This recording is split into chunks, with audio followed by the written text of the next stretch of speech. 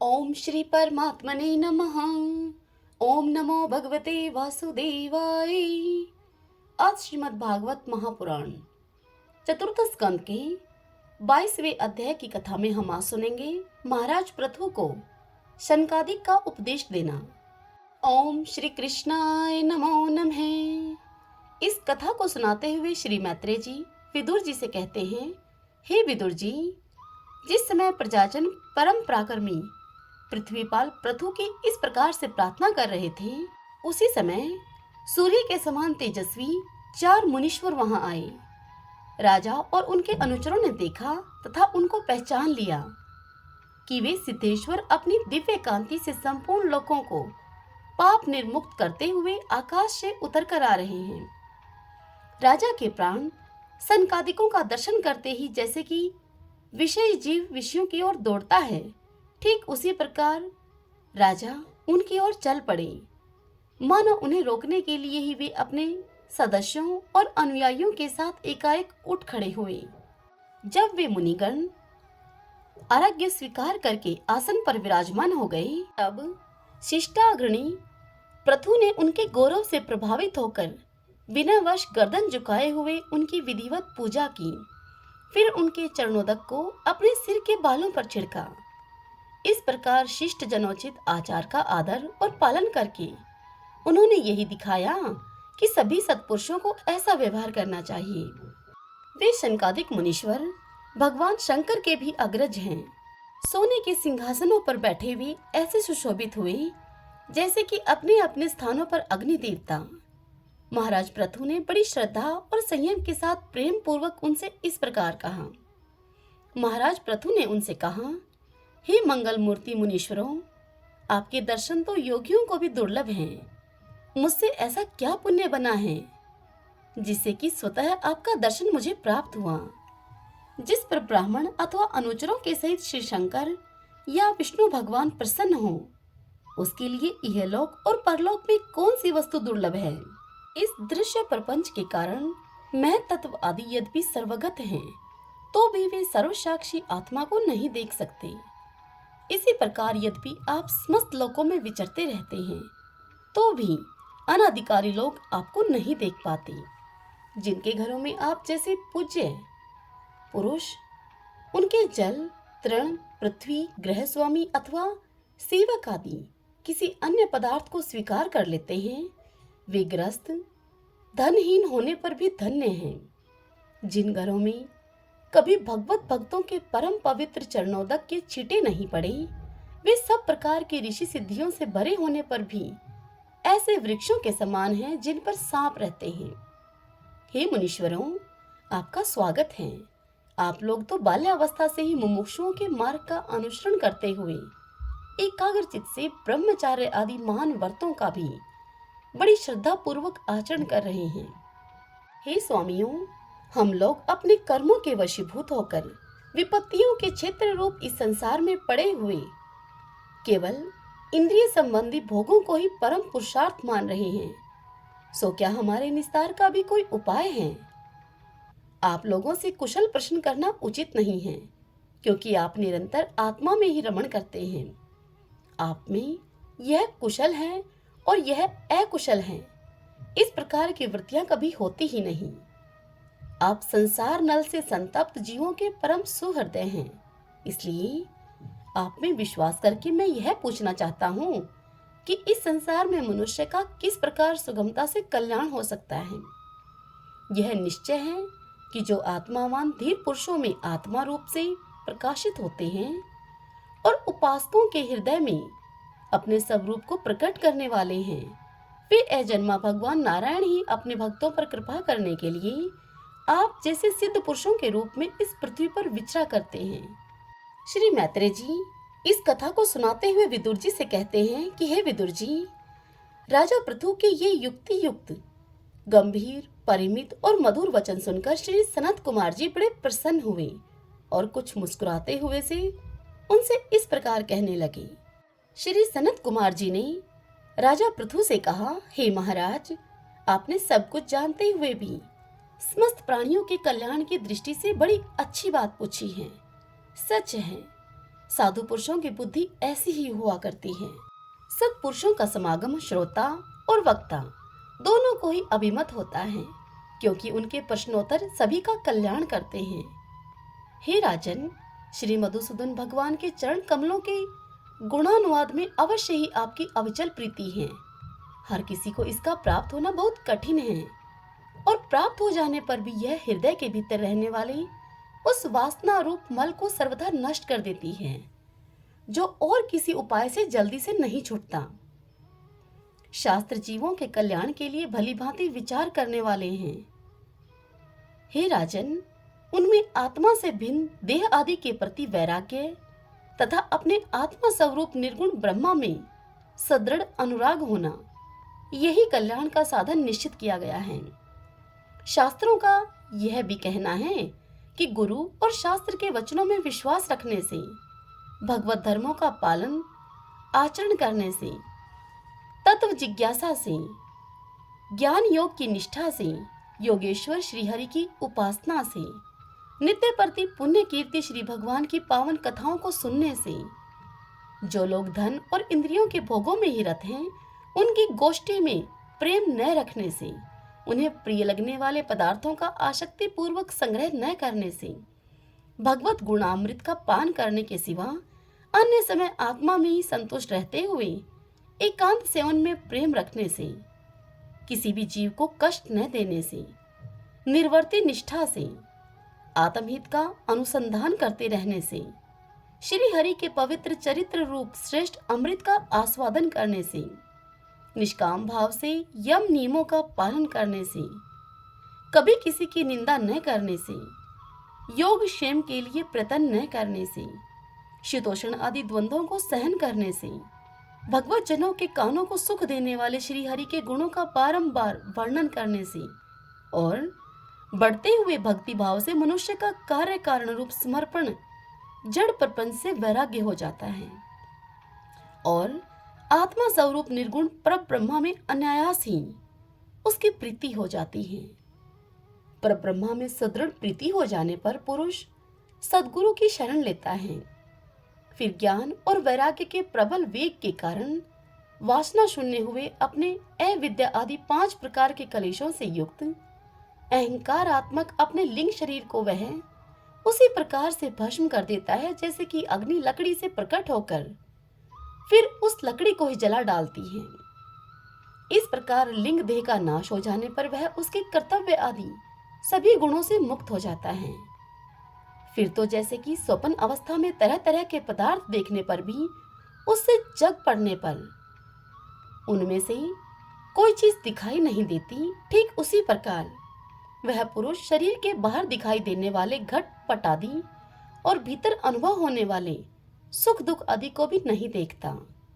इस स्थिति को प्राप्त होने से पहले ये पदार्थ ही जीवात्मा और परमात्मा के बीच में रहकर उनका भेद कर रहे थे।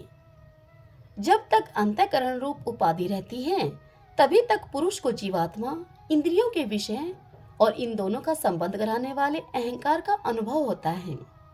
इसके बाद नहीं।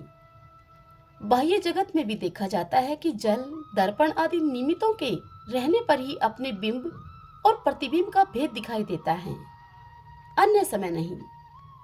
जो लोग विषय चिंतन में लगे रहते हैं, उनकी इंद्रियां विषयों में फंस जाती हैं तथा मन को भी उन्हीं की ओर खींच ले जाती हैं। फिर तो जैसे जलाशय के तीर पर उगे हुए कुश आदि अपनी जड़ों से उसका जल खींचते रहते हैं, ठीक उसी प्रकार वह इंद्रिय शक्त मन बुद्धि की विचार शक्ति को कर्मशः हर लेता है। विचार शक्ति के नष्ट हो जाने पर पूर्वापर की स्मृति जाती रहती है, और स्मृति का नाश हो जाने पर ज्ञान नहीं रहता। इस ज्ञान के नाश को ही पंडित जन अपने आप अपना नाश करना कहते हैं। इसके उद्देश्य से अन्य सब पदार्थों में प्रियता का बोध होता है। उस आत्मा का अपने द्वारा ही नाश होने से जो स्वार्थ हानि होती है, उससे बढ़कर लोक में जीव की और कोई हानि नहीं है। धन और इंद्रियों के विषयों का चिंतन करना मनुष्य के सभी पुरुषार्थों का नाश करने वाला है, क्योंकि इनकी चिंता से वह ज्ञान और विज्ञान से भ्रष्ट होकर वृक्ष आदि स्थावर योनियों में जन्म पाता है। इसलिए जिसे अज्ञान अंधकार से पार होने की इच्छा हो, उस पुरुष को विषयों में आसक्ति कभी नहीं करनी चाहिए, क्योंकि यह धर्म, अर्थ, काम और मोक्ष की प्राप्ति में बड़ी बाधक हैं। इन 4 पुरुषार्थों में भी सबसे श्रेष्ठ मोक्ष ही माना जाता है, क्योंकि अन्य 3 पुरुषार्थों में सर्वदा काल का भय लगा रहता है। प्रकृति में गुण क्षोभ होने के बाद जितने भी उत्तम और अधम भाव पदार्थ प्रकट हुए हैं, उनमें कुशल से रह सके ऐसा कोई भी नहीं है। काल भगवान उन सभी के कुशलों को कुचलते रहते हैं।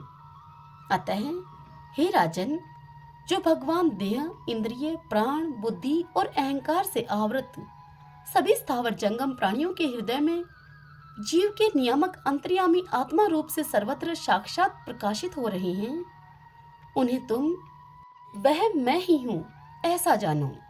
जिस प्रकार माला का ज्ञान हो जाने पर उसमें सर्प बुद्धि नहीं रहती, ठीक उसी प्रकार विवेक होने पर जिसका कहीं पता नहीं लगता, ऐसा यह मायामय प्रपंच, जिसमें कार्य कारण रूप से प्रतीत हो रहा है और जो स्वयं कर्म फल कलुषित प्रकृति से परे हैं, उस नित्य मुक्त निर्मल और ज्ञान स्वरूप परमात्मा को मैं प्राप्त हो रहा हूँ। संत महात्मा जिनके चरण कमलों के अंगुली तल की छिटकती हुई छटा का स्मरण करके अहंकार रूप हृदय ग्रंथि को, जो कर्मों से गठित हैं, इस प्रकार छिन्न भिन्न कर डालते हैं कि समस्त इंद्रियों का प्रत्याहार करके अपने अंतःकरण को निर्विषय करने वाले सन्यासी भी वैसा नहीं कर पाते। तुम उन सर्वाश्रय भगवान वासुदेव का भजन करो। जो लोग मन और इंद्रिय रूप मगरों से भरे हुए इस संसार सागर को योगादि दुष्कृत साधनों से पार करना चाहते हैं, उनका उस पार पहुंचना कठिन ही है, क्योंकि उन्हें कर्णाधार रूप श्रीहरि का आश्रय नहीं है। अतः तुम तो भगवान के आराधनीय चरण कमलों को नौका बनाकर अनायास ही इस दुस्तर समुद्र को पार कर लो।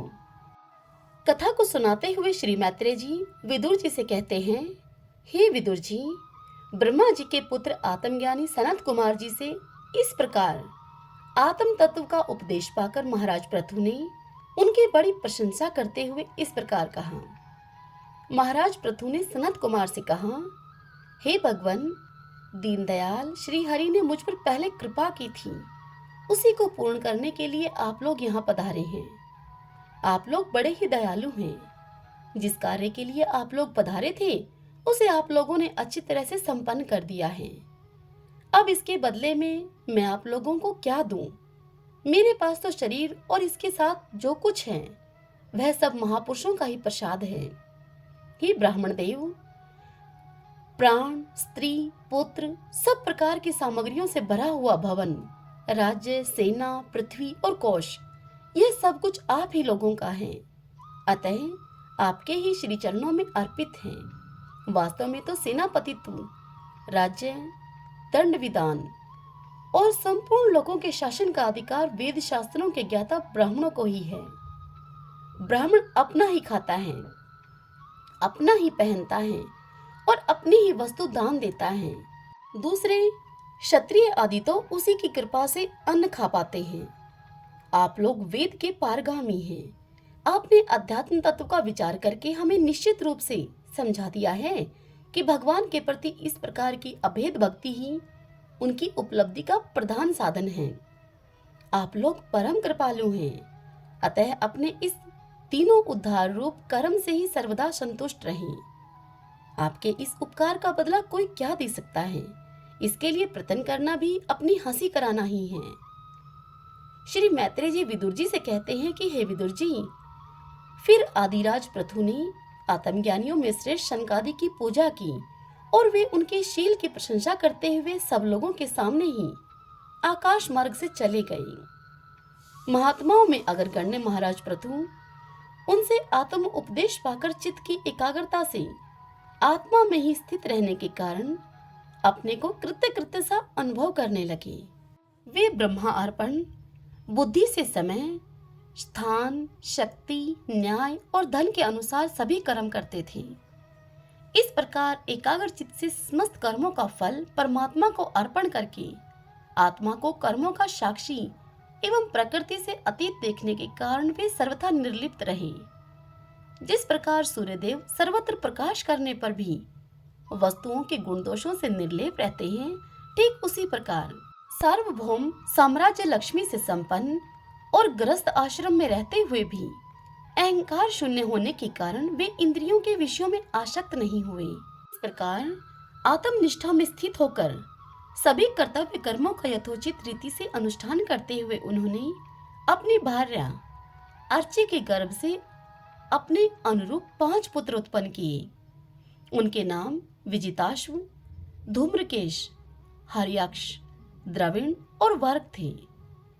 महाराज पृथु भगवान के अंश थे। समय समय पर जब जब आवश्यकता होती थी, जगत के प्राणियों की रक्षा करने के लिए अकेले ही समस्त लोकपालों के गुण धारण कर लिया करते थे।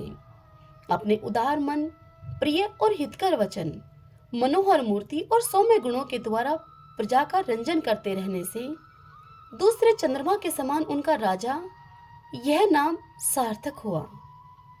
सूर्य जिस प्रकार गर्मी में पृथ्वी का जल खींचकर वर्षा काल में उसे पुनः पृथ्वी पर बरसा देता है तथा अपनी किरणों से सबको ताप पहुंचाता है, उसी प्रकार वे कर रूप से प्रजा का धन लेकर उसे दुष्काल आदि के समय मुक्त हस्त से प्रजा के हित में लगा देते थे तथा सब पर अपना प्रभाव जमाए रखते थे।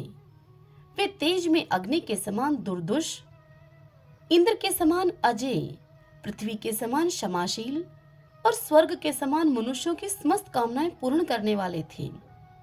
समय समय पर प्रजाजनों को तृप्त करने के लिए वे मेघ के समान उनके अभीष्ट अर्थों को खुले हाथ से लुटाते रहते थे। वे समुद्र के समान गंभीर और पर्वतराज सुमेरु के समान धैर्यवान भी थे।